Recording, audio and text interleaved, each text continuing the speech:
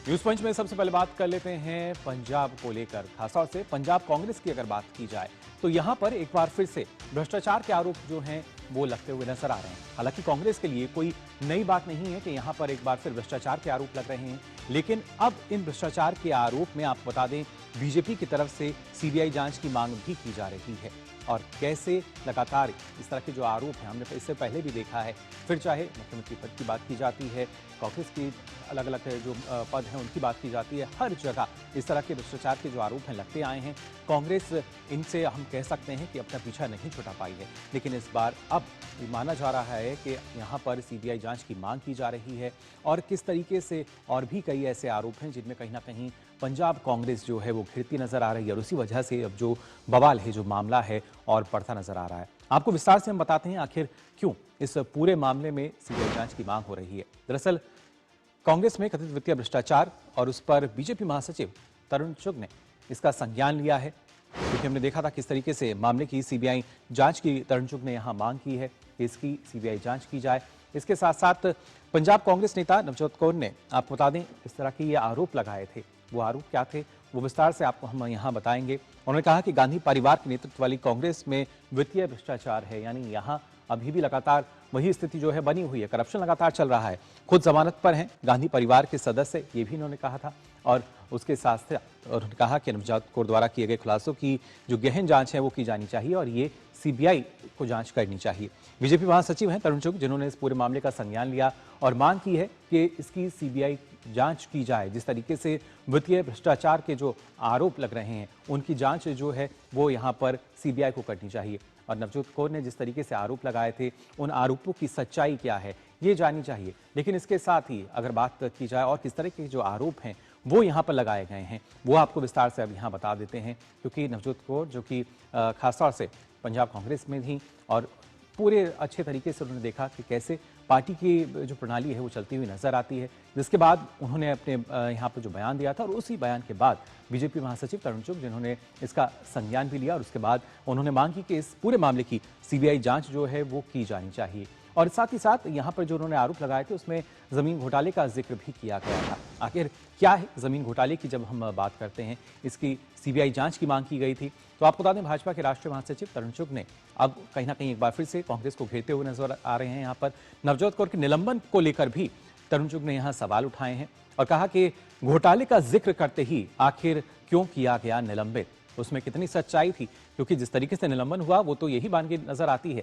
और जमीन हड़पने के घोटाले का जिक्र किया गया था, इसके साथ साथ वहां पर जिक्र हुआ था शिवालिक तलहटी के हजारों एकड़ जमीन पर जो कब्जा करने की बात की गई थी, वो वन संपदा जिस पर कब्जे की बात की गई। और उन्होंने कहा कि वीआईपी ने कब्जा ली है, संरक्षित जमीन जो थी वो महत्वपूर्ण जमीन जिस पर कब्जा किया गया है और साथ ही साथ पंजाब भूमि संरक्षण अधिनियम के तहत ये जमीन जो है संरक्षित है। और ऐसे में कुछ तो भ्रष्टाचार हुआ है जब भी निलंबन किया गया है। पंजाब के लोग मामले में पारदर्शिता के हकदार हैं, यानी पारदर्शिता वो चाहते हैं। अब ये पूरा मामला आखिर शुरू कैसे हुआ था ये भी हम समझ लेते हैं, बता देते हैं आपको किस तरीके से पूरे मामले की शुरुआत हुई। दरअसल नवजोत कौर सिद्धू ने इस बात का ये दावा किया था कि कांग्रेस में सीएम बनने के लिए आपको पैसे देने पड़ते हैं, सीएम बनने के लिए 500 करोड़ रुपए, इस बात का जिक्र यहाँ पर इन्होंने किया था नवजोत कौर ने। और साथ ही राज्यपाल से मिलने के बाद ये बयान जो है नवजोत कौर ने यहाँ पर दिया था, जिसके बाद इन पर कार्रवाई हुई, निलंबन का किया गया। बयान पर कांग्रेस ने पार्टी से नवजोत कौर को निकाल दिया, जिसके बाद से लगातार ये जो अटकलों का दौर है निकलता नजर आया है।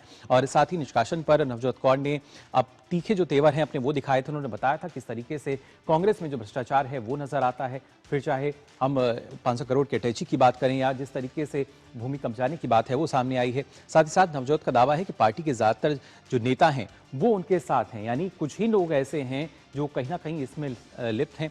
हम चोरों का साथ नहीं देंगे, सीधे तौर पर नवजोत का कहना था। और उन्होंने ये भी कहा कि करीब 4 से 5 लोग हैं जो कांग्रेस पार्टी को बर्बाद कर रहे हैं। तो किस तरीके से कांग्रेस पार्टी के अंदर एक बार फिर से जो अंदरूनी कलह है वो नजर आती है। पार्टी सांसद सुजिंदर रंधावा पर भी उन्होंने आरोप लगाए थे कि किस तरीके से जो रंधावा हैं वो इस पूरे मामले को देखते भी हैं। रंधावा ने राजस्थान में जो टिकटें हैं वो बेची थी, इस बात का भी जिक्र यहाँ पर किया है नवजोत कौर ने। और साथ ही अगर देखा जाए तो सुखजिंदर रंधावा के नशा तस्करों से भी संबंध है, इस बात का उन्होंने जिक्र किया। और बयान के बाद से बवाल जो है वो मचता हुआ नजर आया। उसके बाद उन्होंने थोड़ी सी सफाई भी दी। उन्होंने कहा कि जो मेरा बयान था उसको तोड़ मरोड़ कर पेश किया गया है।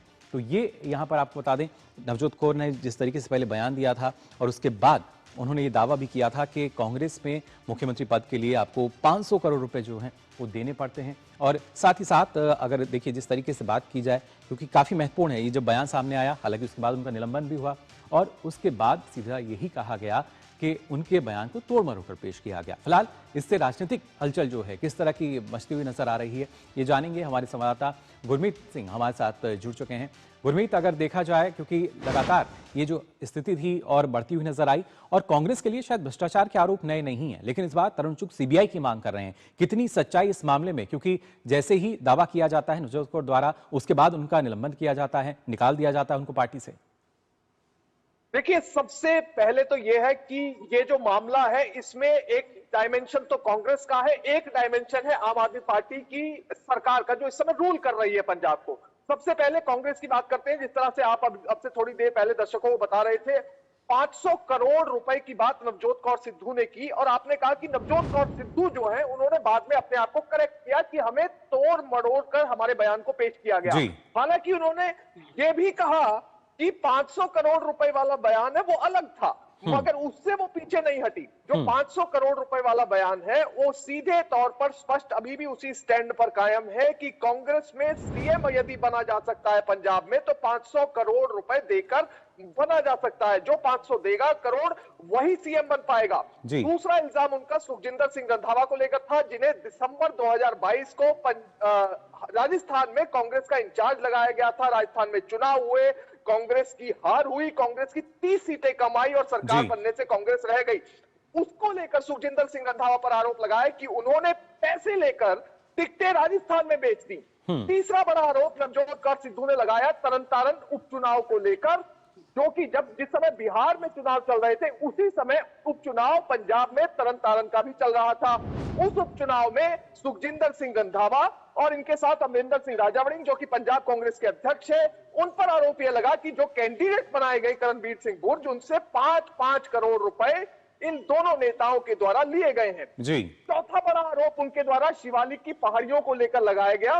शिवालिक की पहाड़ियां जो चंडीगढ़ के बिल्कुल नजदीक है, और ज्यादातर वीवीआईपी जो हैं, जो बड़े नेता पंजाब के रहे हैं या बड़े ब्यूरोक्रेट्स हैं, उनके बड़े बड़े कब्जे हैं। कई 100 एकड़ जमीनों पर कब्जा है, और उस कब्जे को छुड़वाने के लिए वो पंजाब के राज्यपाल से मिलने के लिए भी गई थी। अब जिस समय उन्होंने ये सारी आवाज उठाई, और याद रखिए कि ये वो नेता है जो पंजाब में कांग्रेस की सरकार चला चुके हैं, और इसमें कई मंत्री और शायद मुख्यमंत्री भी शामिल हैं। नवजोत कौर सिद्धू का ये इशारा था।